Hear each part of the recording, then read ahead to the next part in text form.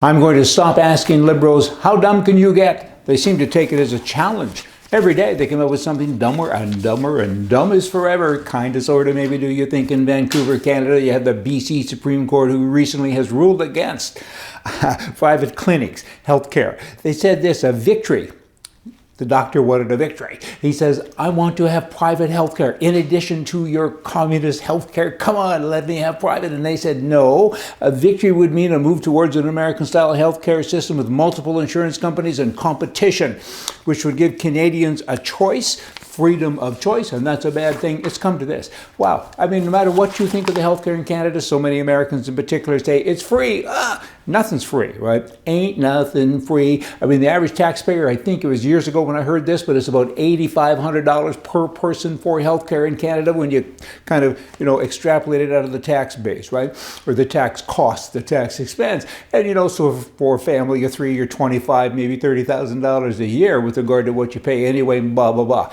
It's cheaper in America. Hey, but even if it isn't, you should have the choice. When your choice is removed, your nerves are removed. I mean, you gotta have a choice. And the socialist movement, that's what it's all about. Take away your choice. I no longer can do what I want. And that's right. That's just wrong. It's not right.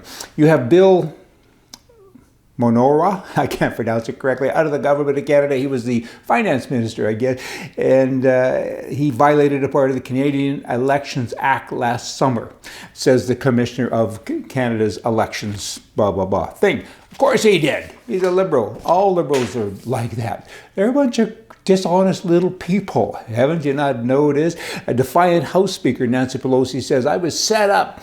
I didn't have a mask on. I got my hair done when nobody's supposed to get their hair done and everybody's supposed to wear a mask. And I was set up and I want an apology. Only she could do that. Only she. Well, that's not quite accurate. Only a liberal could do that. She's just one of them. It's okay for me, but not for you. Are you getting the picture? I got to tell you, when the election's coming up here in November, no matter what you think of Trump, the choices now are so obvious, so distinctly different. You're not voting for the man anymore. You're really not. You're voting for the administration. You're voting for a way of life. You're voting for Biden, and it's a socialist situation. All your choices will be removed. Or you're voting for Trump, and it's capitalism, right? Different forms of capitalism, some argue, but it doesn't matter. You have right versus left, or is it right versus wrong? Somebody's got to make that call, and somebody's got to get out there and vote, and that somebody would be you. You got to do it. And the Nancy Pelosi's of the world are running amok, and they're kind of running the country.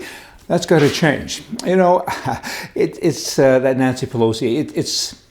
I was set up. It's kind of like you're driving a getaway car, right?